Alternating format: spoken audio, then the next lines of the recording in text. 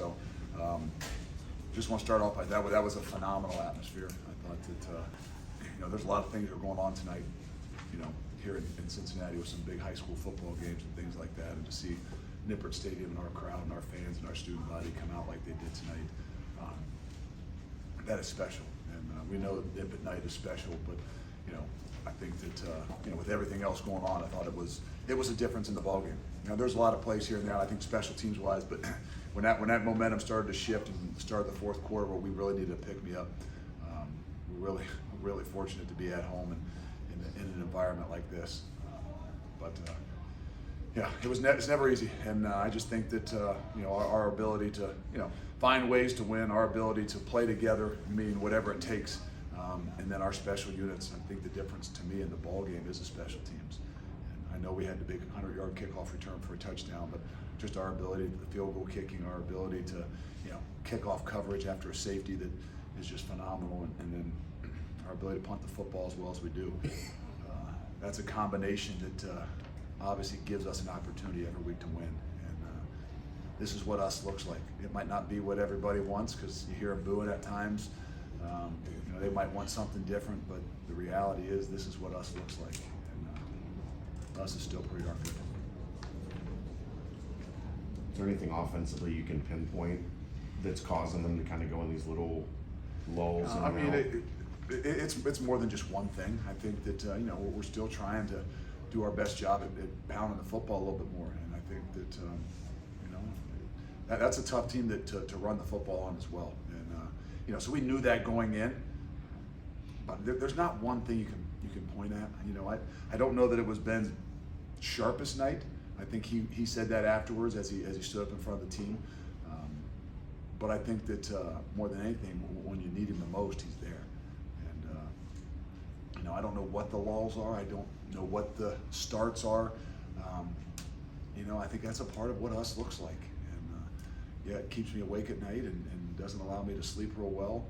I don't know what else we can do but keep hammering away at sharpening some of that stuff up. Is that normal for Ben to get up and talk in front of the locker room after the game? Or No, I get up. I usually grab a few guys after a game like that or after a victory, and sometimes it's those guys that have phenomenal games, and then sometimes it's a guy that I think is playing his butt off and doing so much that I want him to be up in front of those guys. And he takes some criticism, he takes some flack. You heard him out there tonight, and you know what? To me, that just shows they care. I can promise you 5 years ago you couldn't hear a boo in the crowd. So in some ways, I know it's hard. I know it's hard on him, but to me, that's what we kind of want to get him up there for, is to make sure he understood how much we appreciate what it is he does and how hard he fights for us. You obviously brought Evan in for a couple plays in the red zone there, but did you ever think about making a switch? Well, we have some packages and some things that we want to continue to find ways to get. We just we haven't gotten into those rhythms where we felt really comfortable with switching some things up. I think that's the ebb and flow of us offensively and defensively, to be honest with you. You guys ask about the lulls. Well, it's hard to have your adjustments and to throw in a package when that there's these lulls and what it is that you're doing, and you got to find ways to fight through them. So his opportunities are going to come, and he is doing a phenomenal job. I know he only went in there for a couple plays, but I can tell you each and every week he's getting better. He's got a phenomenal attitude, and that's what this team's that's what us looks like. Luke, what does it say about the defense when they had a lot of momentum in the second half to come up big on, almost on 1 4th down, but then win the game on the next 4th down? I know, and that's where we have struggled, kind of when the momentum shifts at times. 2 weeks ago at UCF, the momentum shifted in that end, and we couldn't get the stop. We gave up a 4th and 12. It looks like you got the game in hand and possible, and then they make it and we recover. And we had our ups and downs. We had our emotional outbursts a little bit on the side that we tend to have at times. We're just an emotional group of guys, and with some of the youth that we have. But I'm proud to see that they fought themselves back. They stayed together. They go through some things, but they stayed together and they found a way to win a football game. What affected the short week have? When they had a long layout long. They had 13 or so days that coming off of some really good wins. They're playing really well. That's a good football team and a physical football team. I don't know. I mean, to be honest with you, it's tough. It cramps a lot of things, and our guys did a really good job. We had to practice on Monday night like it was a Tuesday, and then our schedules are all switched up. And then you take today, that's the longest day in the history of man because there's nothing to do and there's nothing on. So the maturity that we had to have, as a football team, to go into this week in particular, I think is really going to help us grow. And not give them credit. They did some different things that I don't know that we were as prepared for, having that 13-day break. But again, that's where our guys at halftime we made some adjustments and did some things that I think really helped us down the stretch. Glenn Bush and Jaquan Shepard were putting a lot of one-on-one scenarios on the outside tonight. What do you think of the job they did up there? They did a really good job. Arquan was challenged a bit more, and we've been on him a little bit more to play a little bit tighter and do some things differently. And he had to do that tonight. He had to do that down the stretch when it really counted. And I keep saying it. I'm proud of those guys. But we've had our little chinks and we've had our ups and downs, and obviously people like to point them out too. We've been very fortunate in the last couple of years. Having some of those guys out there in particular that didn't give up a whole lot. So if a guy gives up a few, it's a little more noticeable. And they've been mature to be able to handle it and then continue to move forward, take coaching, and make some adjustments. And Arquan did a great job tonight, and Shep's been doing a great job pretty much all year. Did you see this coming from Tyler Scott? He had a good year last year coming into this year. Did you see Do you want me the to say star it turn again for him? that Yeah, it I wasn't know until the you end of love last talking year that about I said Tyler. maybe he should stay on offense? I don't know. I think last year, but I think that give Coach Brown a lot of credit too.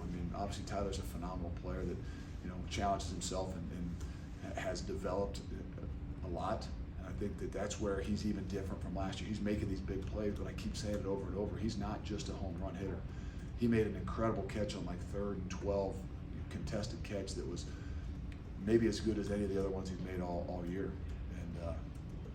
And he continues to, not say amaze me, but make me realize how versatile he is and how far he has really come.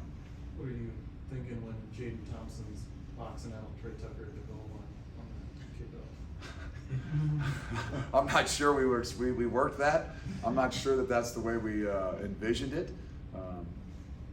But he's another guy that when the ball's in his hand, you've seen it the last few weeks, and he's probably taken a bigger role, and not just offensively, and maybe even a little bit more special teams wise. But he's a guy that he's playing all different positions too offensively.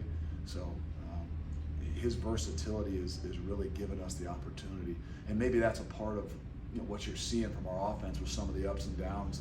That there's a lot of these guys that are interchangeable and moving parts that sometimes just in each game got to kind of get them into a rhythm based on where they fit best that week. Your teams are now 18-4 in the month of November. Can you kind of talk about you emphasizing those games during this month and how important? Well, November is for champions, and November is for championship teams. You want to be playing for something in November, and we could all say we always are playing for things, but what you do in January, what you do in that off season is really meant for November. We talk about playing your best ball at the end of the year, and a lot of things go into that, but it's kind of the way I was brought up, and probably Coach Tress instilled and pounded that into my head for 10 years about what it means to play in November and what you have to do. And we try to continue to pound it here about that's a big philosophy of how we do things and what we want to do. Offensively, you had a couple deep shots that were open that missed. There was a falling one. Is it more encouraging or less encouraging that those chances are there and they're just not converted? I think it's both. I think that's where one of those things where Ben feels a little bit like he wasn't as sharp. I think he missed Tyler on a double move and maybe underthrew Nick Marner on a deep ball, threw a phenomenal ball to Will that he just didn't happen to come down with it. Will Pauling's going to be a great player too, and he's going to make a ton of plays. I know the last 2 weeks, there's some things that stand out that maybe he just didn't quite make the play, but he's still back playing when everybody thought that he was done for the year. So he's going to make a difference as he continues to push through the season. Luke, what did you think of the discipline penalties a couple of them in the second half. I know obviously you guys like to play on the edge, but I gotta see him on film a little bit here. The 4th and 1 is mind-boggling to me. I don't quite know. I did see the guy laughing and, you know, pointing like maybe he got by with one. I don't know. The official said he saw our guy smack him in the helmet. Either way, it's ridiculous. I mean, those are the positions we put ourselves in. That's not what I want us to look like. And we've done a much better job the last couple of weeks. Now, I'll give the officials some credit. They controlled that game when it started to get a little bit out of control, and you know, but those things are what, you know, again, cause us some more issues and probably made the game closer than what, you know, hopefully it could have been. You mentioned Coe at the beginning. Maybe in the past you haven't always been super confident in throwing the kicker out there. Is it safe to say it's different? Yeah, I mean, even when you get a safety, you're going to let him go out there and just blast the ball as far as he can. I mean, he's doing a great job, and you know, I don't know if he struggled. We didn't kick as much earlier in the year. You know, he was maybe a little erratic, even in camp and beginning of the season. But you know what? He never doubted himself. He never was a guy that looked like he was pouting. It never looked like he was having issues. He has a confidence about him that I just always kind of figured he's going to figure this thing out, and he's going to be a weapon for us. And he is. Keaton Mitchell, you contained except for the one run in the first half. Second half, he got loose a little bit. Is that just his talent showing? He's a very good football player. And his versatility, you know, even to catch the ball as well, makes it difficult. I mean, we had some matchups there that aren't the most favorable, you know, but unfortunate, you know, what happened. But he's a difference maker. One more for Coach. Luke, I was just going to ask you about the American. Before the season, everybody thought Houston was a team, and then you guys, but now you got Tulane and ECU's up there, and then UCF. I mean, you just never could tell, can you? It's a really good league, and there's a lot of talent. And no matter what league you're in, you got to play. I mean, the projections are projections, and you know, when it comes down to it, you got to be playing well at the end of the year. And I think that's what you can continue to see. I mean, there's still a lot of things up for grabs, and there's a lot of really good football teams out there, and it's going to be interesting the last few weeks. Thank you, Coach. Thanks.